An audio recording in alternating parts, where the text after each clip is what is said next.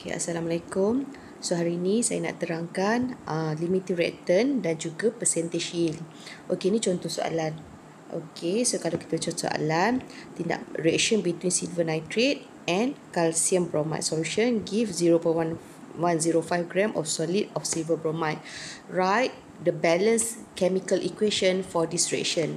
So kita punya tindak balas between silver nitrate, so AgNO3 react with calcium bromide, so CaBr2 to produce silver bromide. Maksudnya kita akan dapat AgBr plus CaNO3. So Ca2 plus, so CaNO3 2. So next kita kena balancekan equation. Okay, bila kita balancekan equation, so nitrate kat sini ada 1, sebelah sini ada 2. So the whole equation darabkan dengan 2. So balancekan lagi. Okay, so dekat sini 2Ag, so kat sini akan ada 2AgBr. So sekarang dah balance. Terusnya untuk soalan B, determine the limiting reactant. Okay, untuk soalan B, bila kita nak determine limiting reactant, kita kena cari dulu mole available. Okay, so kita cari mole available untuk kedua-dua reaktan kita. So reaktan kita adalah NO3 dan juga CaBr2. Okay, cari dulu mole available AgNO3. Okay, so mole available for AgNO3 adalah, since dia bagi molarity and volume, so kita guna formula mole equal to mv over 1000. So m kita 0.05 times 25 divide by 1000. So kita dapat mole available dia adalah 1.25 times 10 to the power of negative 3 mole. Okay, next cari pula mole available for CaBr2. Okay, so for CaBr2, so sama juga kita guna formula mv over 1000. So 0.05 times 25 divide by 1000. So kita dapat 1.25 times 10 to the power of negative 3. So next, calculate mole reactant. Okay, so ini adalah mole reactant. Okay, so kita nak tahu, kalaulah daripada equation kita, write stoichiometry dulu. So 2 mole of AgNO3 reacted with 1 mole CaBr2. So sekarang kita nak tahu, kalau kita ada AgNO3 sebanyak ni, so 1.25 times 10 to the power of negative 3 AgNO3, so berapa banyak CaBr2 yang diperlukan? Okey, kita nak tahu berapa CaBr2 yang diperlukan. So bila kita nak tahu CaBr2 berapa, so kita letak CaBr2 di atas. So kita nak cancel AgNO3, so letak AgNO3 di bawah. Okey, so next kita letak dia punya ratio. So AgNO3 ada 2, CaBr2 ada 1. So kita darab. So AgNO3 cancelkan dengan AgNO3. So kita akan dapat 6.25 kali 10 kuasa negatif 4 mole. So mole apa? Mole CaBr2. Sekarang kita nak compare. So kita compare dengan CaBr2 available dan juga mole CaBr2 needed. Okay, so mole CaBr2 available. Okay, sekarang tengok available kita. So available kita ada 1.25 times 10 to the power of negative 3. So yang ni negative 4. So kita tahu mole available more than mole CaBr2 needed. Thus, so kita dapatlah, thus CaBr2, since dia more, so CaBr2 is excess reactant. So automatic kita akan dapat jawapan kita AgNO3 is limiting reactant. Okay, untuk soalan C, calculate percentage yield of silver bromide. Kita nak tahu berapakah percentage yield untuk silver bromide. Okey. So, tadi kita dah kira siapa limiting reactant. So, limiting reactant kita adalah AgNO3. So, sekarang apabila kita dah dapat siapa limiting reactant ni akan limits the product form. So, bila kita dah dapat limiting reactant, kita nak cari produk, semua perlu menggunakan mole limiting reactant. So, apa yang kita kena buat untuk jawab soalan C? Kena buat stoichiometry between limiting reactant dan juga apa yang soalan nak. So, kita nak tahu pasal AgBr. So, buat perkadaran, buat stoichiometry. So, jadi 2 mol AgNO3 equal to 2 mol AgBr. So, sekarang ambil mole available untuk AgNO3. So, kalau kita ada 1.25 times 10 to the power of negative 3 mole AgNO3. So, sama juga dia akan menghasilkan 1.25 times 10 to the power of negative 3 mole of AgBr. So, lepas tu, apa yang kita dapat?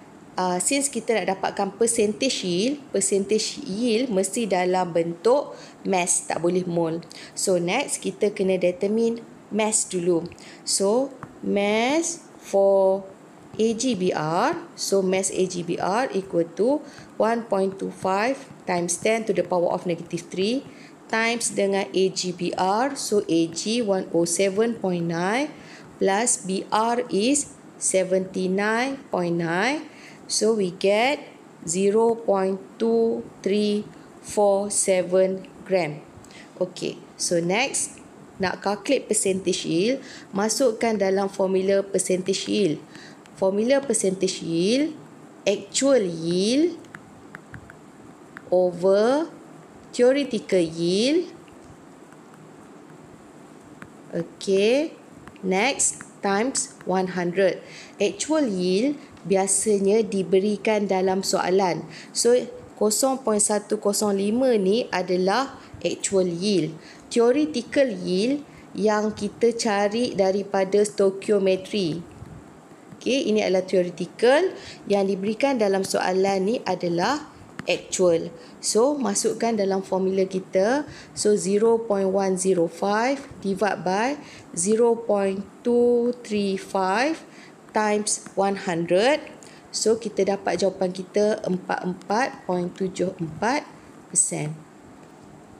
Okay, kita nak tengok contoh tambahan lagi.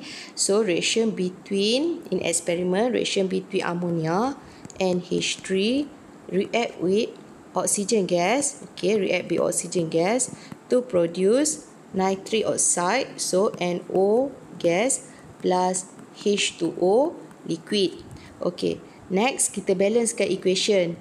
So, balancekan equation 3. So, yang ni saya darabkan dengan 3.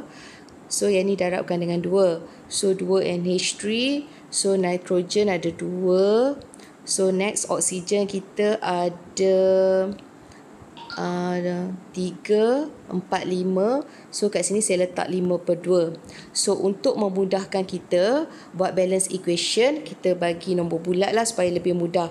So, saya dapatlah 4 NH3 plus 5O2 gas. Okay. So, to produce 4 NO gas plus 6 H2O liquid. Okay, ini adalah balance equation kita. Okay, next, kita nak jawab soalan A. Determine the limiting reactant. So, nak determine limiting reactant, determine dulu mole available untuk reactant. So, reactant kita adalah NH3 dan juga oxygen gas. Okay, so, ammonia kita adalah 125 ml. Okay. Okey, so dia bagi dalam unit ml dan dia dah cakap kat sini dalam at room temperature. So, bila pada room temperature, kita boleh bahagikan dengan 24 untuk dapatkan mol ammonia. Tetapi, untuk bahagikan dengan 24 ni, kita kena make sure that 125 ni tukar dulu kepada unit liter. So kita akan dapat 0.125 liter baru boleh bahagikan dengan 24. Kenapa bahagi dengan 24? Sebab pada room temperature. Okay, so next cari pula untuk oksigen. Oksigen adalah 250 ml, so samalah 0.25 ml, 0.25 liter bahagikan dengan 24. So kita dapat mole available ammonia adalah 5.21 times 10 to the power of negative 3 mole. So manakala untuk oksigen saya dapat 0.0104 mole. Okey, so dah dapat mole available, cari mole reacted. So nak cari mole reacted, buat stoichiometry dulu. Jadi 4 mole NH3 equal to 5 mole O2.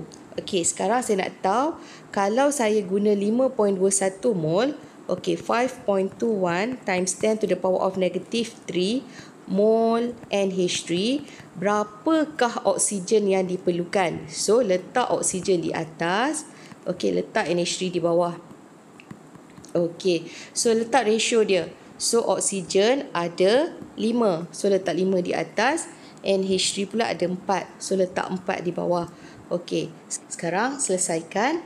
So kita dapat jawapan dia adalah 6.51 kali 10 kuasa negatif 3 mole of oxygen. So next, apa yang kita kena buat? Kita kena compare. So sekarang kita compare. So tengok ammonia ni kita dah potong dengan ammonia. So sekarang kita compare mole available oxygen dengan mole reacted oxygen. Jadi compare mole O2 available. Sekarang tengok available O2. Kita ada 0.0104. Kita perlukan banyak ni. Jadi mole O2 available more than mole O2 reacted. Okay. So sekarang kita dapati, so disebabkan oleh mole, so kita akan dapat oksigen is excess, so excess reactant. Okay, so NH3 is limiting reactant. Okay, so NH3 is limiting reactant. Okey, sekarang kita nak kira untuk part B. Okey, tadi kita dah kira limiting reactant kita ammonia, excess reactant kita oksigen. Okey, since sekarang kita nak cari siapakah excess reactant, jadi ingat bila kita dah dapatkan limiting reactant, kita kena guna mole available limiting reactant untuk calculate excess ataupun apa saja yang soalan nak. Okey, sekarang kita kena buat ratio between limiting reactant kita ammonia dan juga excess reactant kita adalah oksigen. Okey, so buat stoichiometry dulu. 4 mole NH3. Okey, 4 mole NH3, 4 mole NH3. So reacted with 5 mole oxygen gas. So sekarang kalau kita ada 5.21 times 10 to the power of negative 3 mole NH3, so kita nak tahu berapakah oksigen yang diperlukan. So darab, so letak oksigen di atas, letak NH3 di bawah. Okey, letak ratio dia. Oksigen ada 5, ammonia ada 4. Okey, so sekarang selesaikan kat sini. So kita akan dapat ammonia potong dengan ammonia. So kita akan dapat, tadi kita dah kira sebenarnya, 6.51 kali 10 kuasa negatif 3 mole oksigen reacted. Okey, so sekarang kita kira dulu mole oksigen, mole excess oksigen. Okey, sekarang tengok available yang kita ada. So kita ada 0.0104 minus yang bertindak balas. So 6.51 times 10 to the power of negative 3 mole. So kita dapatlah mole yang berlebihan adalah 3.88 kali 10 kuasa negatif 3 mole. Okey, so dah dapat mol yang excess, kita nak determine mass. Okey, so kita calculate mass oxygen. So mass oxygen 3.88 times 10 to the power of negative 3 times molar mass oxygen adalah 32. So kita dapatlah 0.124 gram. Okey, so sekarang kita nak determine, calculate the mass of NO produced. Okey, kita nak tahu berapakah mass of NO pula untuk part C. So sekarang ingat, guna stoichiometry between limiting reactant dengan apa saja yang kita nak. Jadi kita ada 4 mol NH3 equal to 4 mol NO. So sekarang available mole untuk amonia kita ada banyak ni.